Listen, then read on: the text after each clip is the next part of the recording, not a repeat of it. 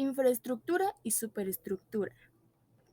¿Qué es la infraestructura? La infraestructura en la economía se suele referir al hacer un físico inmaterial cuando cuenta con un país o sociedad para el desarrollo de sus actividades productivas.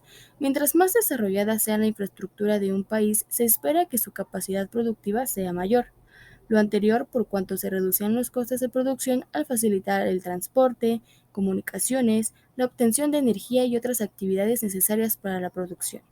Cabe mencionar también que mientras menos infraestructura tenga un país, más rentable será invertir en ella. Esto porque el impacto de dicha inversión en la productividad del trabajo es mayor cuando ésta es escasa. Características de la infraestructura. La infraestructura no cumple una función en sí misma, sino en relación con la provisión del servicio de que ésta emana en consecuencia de la provisión de los servicios de interés público o de utilidad por públicas.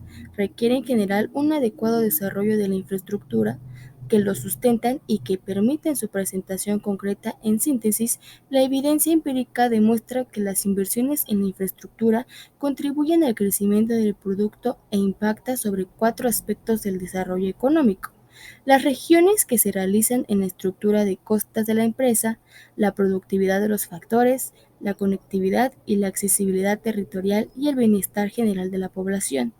Los costos de las empresas disminuyen en la medida que las inversiones mejoran en la accesibilidad de los mercados de insumos y de servicios, y eso hacen más eficientes las cadenas de provisión de insumos y de almacenamiento y comercialización de los bienes. Ejemplos de infraestructura. Algunos ejemplos de la infraestructura son sistemas de telecomunicaciones, centrales eléctricas, escuelas, hospitales, aeropuertos, puentes, represas de redes de distribución de agua potable y energía.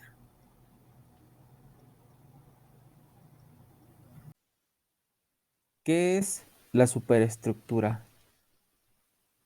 Para esta autora, la infraestructura influye sobre la superestructura, es decir, dependiendo de cómo se organice la sociedad para producir los bienes que necesitan para vivir, entonces se construirá su marco jurídico, político e ideológico.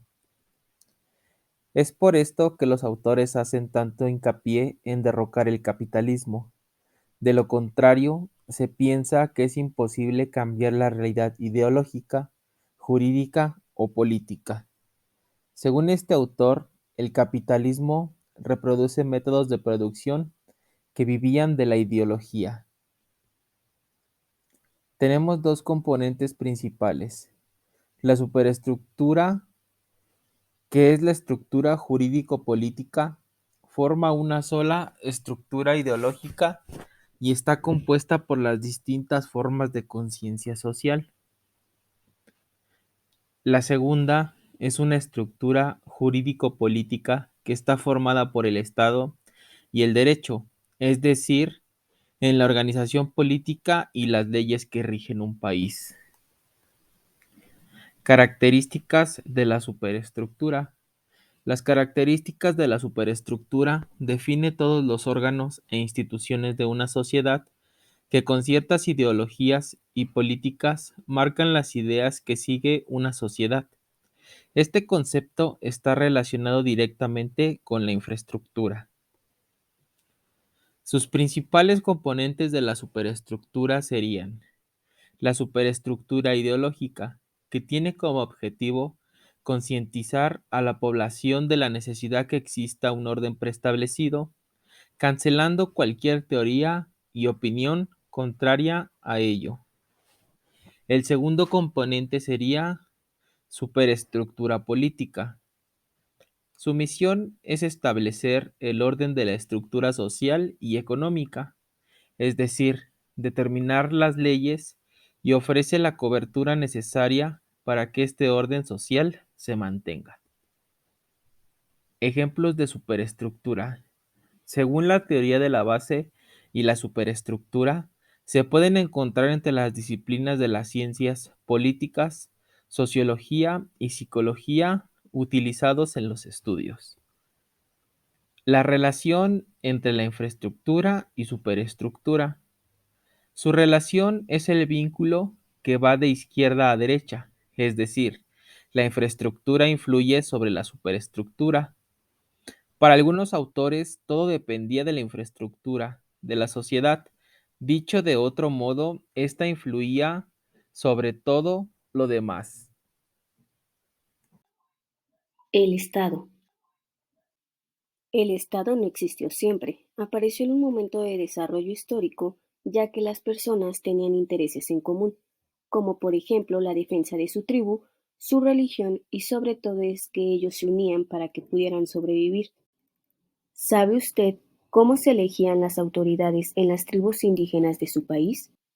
Eran los ancianos de cada barrio reunidos en consejos, los encargados de nombrar a los funcionarios responsables de llevar a cabo sus instrucciones en la comunidad. Un ejemplo de cómo se elegían las autoridades en las tribus indígenas de nuestro país son los olmecas, ya que ellos tenían una religión politeísta, es decir, tenían varios dioses a los cuales adoraban, por lo cual su gobierno era teocrático, ya que tenían como líder a una persona que creían que era puesta por los dioses.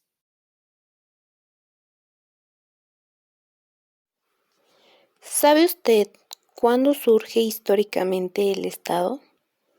El Estado como un aparato especial representativo surge en el momento en el que la sociedad comienza a dividirse en grupos sociales con intereses antagónicos.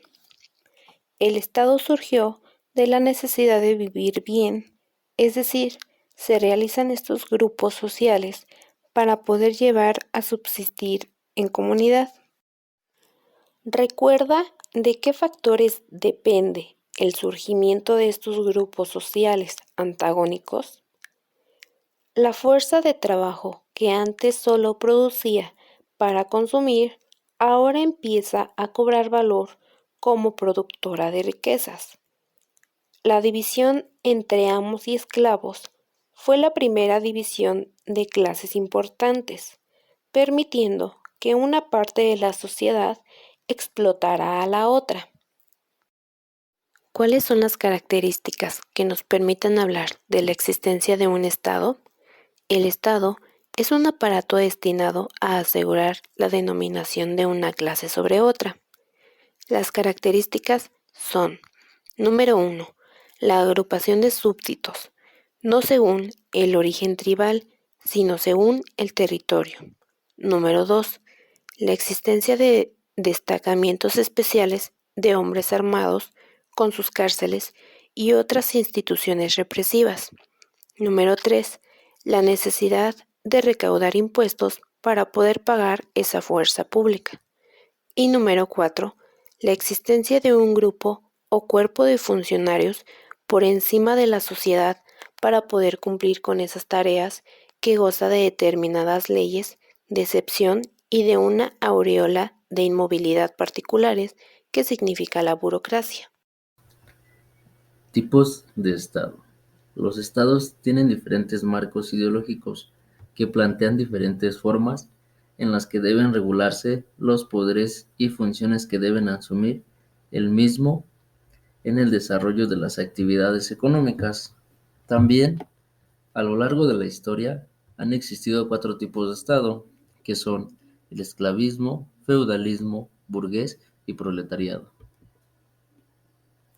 El esclavismo es un modo de producción sustentado en la mano de obra forzada, sometida, que no recibe ninguna ganancia ni remuneración a cambio de sus esfuerzos, y que no goza además de ningún tipo de derechos laborales, sociales ni políticos. La esclavitud fue sumamente frecuente en las épocas antiguas, en la que se constituyó incluso una figura jurídica contemplada por el Estado. El feudalismo consistía en la división de los reinos en pequeñas parcelas controladas militarmente y legalmente por un terrateniente. Los siervos eran libres y podían elegir a dónde irse, podían elegir a qué señor feudal servir y eran ciudadanos del pleno. Se trata de la explotación de las tierras y la propiedad parcial sobre los campesinos siervos por parte de los señores feudales. La burguesía Es la clase media acomodada y dueña de comercios y medios de producción, tales como fábricas e industrias, diferenciada en la división marxista tradicional del proletariado, es decir, la clase obrera.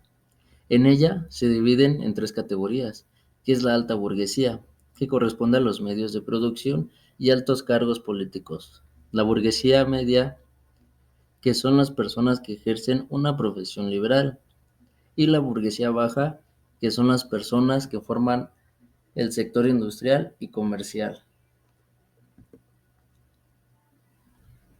Para el proletariado es una clase social formada por aquellos trabajadores que realizaban sus actividades utilizando los recursos de otras personas, que era el del empresario en el cual recibe la mayor parte de los beneficios del trabajo realizados por el trabajo.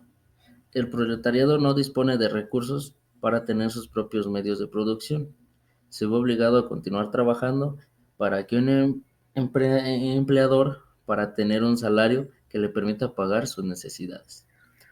A medida que los trabajadores podían educar a sus hijos para que consiguieran mejores trabajos y la fuerza de los sindicatos para obtener derechos y medidas más justas para toda la sociedad. Formas de gobierno. Hace referencia al modelo de organización del poder constitucional que adopta un Estado en función a la relación existente entre los distintos poderes. Es la manera en la que se estructura el poder político para ejercer su autoridad en el Estado. Existen cuatro tipos. En la primera es la monarquía. Es una forma de gobierno en la cual la jefatura del Estado recae sobre el rey, variando sus competencias y poderes según el tipo de monarquía que se instale. El rey es el jefe de Estado y como tal tiene una serie de poderes. Estos varían desde ostentar todo el poder estatal, como ocurre en las monarquías absolutas, a no tener ningún poder, como en las monarquías parlamentarias, donde el rey es el mero símbolo de la unidad del país. También tenemos el otro tipo, que es la república. Es una forma de gobierno en la que el jefe del Estado es el presidente de la república, elegido por sufragio universal entre todos los ciudadanos como derecho a voto. Al contrario que las monarquías, el marxismo es el poder que lo detenta una persona que ha sido elegida por los ciudadanos, el presidente de la república. Son los que se someten a votación con la frecuencia que marque la constitución de cada país. La aristocracia es un sistema de gobierno en la que la dirección gubernamental recae en unas pocas personas, que son consideradas como las más sabias, las más capaces y diligentes, que serían las encargadas de tomar las decisiones adecuadas en beneficio e interés del resto de los habitantes del Estado. En la democracia, este viene significado sobre el gobierno del pueblo, y como su propio nombre indica, se refiere a un sistema de gobierno que permite que la ciudadanía exprese su opinión y sea escuchada. En una democracia, todas las personas tienen derecho a elegir el representante de su pueblo o ciudad a través del voto, no importa su edad, sexo, color de piel, religión o país de procedencia. Tema 4 del capítulo 5. El concepto marxista de dictadura de clases. Para poder adentrarnos más a este tema, debemos de saber cuál es la definición popular de dictadura. Según diversas fuentes, la dictadura es un régimen político en el que una sola persona gobierna con poder total, sin someterse a ningún tipo de limitaciones y con la facultad de promulgar y modificar leyes a su voluntad. Ahora bien, la ideología de Marx comenta que la dictadura no es más que una sociedad que está constituida por diferentes clases sociales y que entre estas unas han explotado a las otras, ejerciendo sobre ellas todo su poder económico, político e ideológico. ¿Qué se quiere dar a entender con esto? Como lo hemos visto al transcurso de este libro, los grandes capitalistas desarrollados tienen la facultad de poder manipular todos aquellos niveles que rodean a nuestra sociedad, nivel económico, político, jurídico e ideológico. En pocas palabras, los capitalistas tienen la facultad de manipular el mismo Estado. El Estado, según Marx, no es un aparato neutral, y el mismo Estado vela por los intereses de los que tienen el mayor poder económico. En resumen, existe una democracia para una minoría que son los capitalistas desarrollados. Ahora, con ayuda de su grupo, analicemos la siguiente pregunta. ¿En qué sentido cree usted que aún el régimen burgués más democrático es solo una democracia para una minoría de la población? Ponga ejemplos que ilustren su pensamiento. Todos sabemos que la clase proletaria es mayor a la clase burguesa, y la clase burguesa, gracias al poder económico obtenido por el abuso y explotación de los trabajadores, tienden a manejar o manipular la democracia del país, y el pueblo debe someterse a las decisiones que en todos los aspectos toma una pequeña minoría. Para terminar con todo esto, se debe eliminar el Estado capitalista y construir uno al servicio del pueblo trabajador.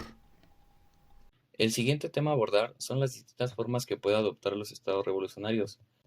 Son los estados que surgen de los procesos revolucionarios en el mundo actual. Son generalmente estados de democracia popular. Si los miramos desde el punto de vista de las clases desplazadas de poder, pueden darse diversidad de formas de gobierno. Por ejemplo, la monarquía es una organización del Estado en la que la jefatura y representación suprema son ejercidas por una persona, que a título es el rey. Ha recibido el poder por vía hereditaria y puede transmitirlo del mismo modo. Otro punto es la aristocracia. Es una forma de gobierno en la que la dirección gubernamental recae en un grupo selecto de personas que se identifican como las más preparadas para atender los intereses del pueblo. Otro punto es la democracia. Es un tipo de organización del Estado en el cual las decisiones colectivas son adoptadas por el pueblo mediante mecanismos de participación directa o indirecta que legitiman a sus representantes. Una vez consumado el triunfo de los militares españoles, se dieron transformaciones en los diferentes ámbitos de vida, como nuevas instituciones de gobierno, de ideología, trabajo y formas productivas. Los primeros constituían un grupo de subalternos que obedecían las órdenes de los principales caciques, pero no alcanzaron a conformar una clase social, y mucho menos una nobleza, como se muestra en la siguiente foto. Para gobernar la Nueva España se hizo una división política entre provincias, creándose así 23 provincias. Entonces Nueva España estaba dividida en 4 provincias eclesiásticas. Esto hace referencia al conjunto de iglesias particulares territorialmente vecinas que son erigidas por suprema autoridad de iglesia a favorecer la cooperación entre ellas, dado que era México, Puebla, Michoacán, Oaxaca y parte de otros 2 obispados, Nueva Galicia y Yucatán, como se puede ver en las secciones respectivas. A continuación, mencionaremos algunos ejemplos donde se demuestra que el Estado no es un Estado neutral, sino al servicio de las clases dominantes.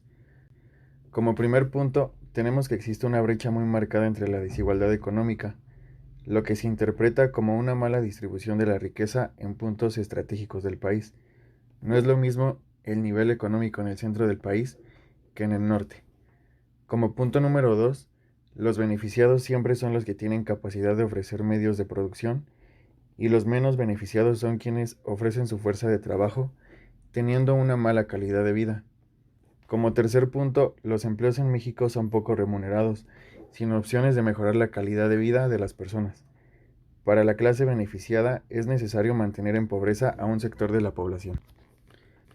Como última pregunta, ¿cree usted que si un candidato representa los intereses de amplios sectores populares, llega al gobierno, este puede transformar la sociedad usando el mismo aparato del Estado anterior? Se ha intentado en muchas ocasiones lograr un cambio tratando de implementar diversas formas de gobernar, ya sea desplazarse del lado de una sociedad capitalista que se centra en el poder de pocas personas o el lado contrario que es el socialismo.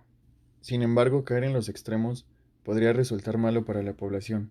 Un ejemplo claro es la situación en México, cuando por 2 sexenios gobernó un partido de corriente capitalista y tuvo un gran problema de seguridad y corrupción, y actualmente vemos el lado contrario, al gobernar un partido de izquierda donde los problemas han ido aumentando en temas de inseguridad, corrupción, abuso de poder, siendo así todo lo contrario a ayudar a la clase trabajadora. Las tareas del nuevo Estado. Las tareas del Estado Democrático Popular no son solo tareas destructivas. La principal característica de estas tareas no es la violencia. Lo principal se encuentra en la organización y disciplina de la clase obrera, como grupo que dirige al resto de los trabajadores en la construcción de la nueva sociedad. Para ello es necesario emprender la tarea de reorganizar toda la economía, pero no solo es a nivel económico donde se deben producir cambios fundamentales, se deben abarcar todos los aspectos de la vida.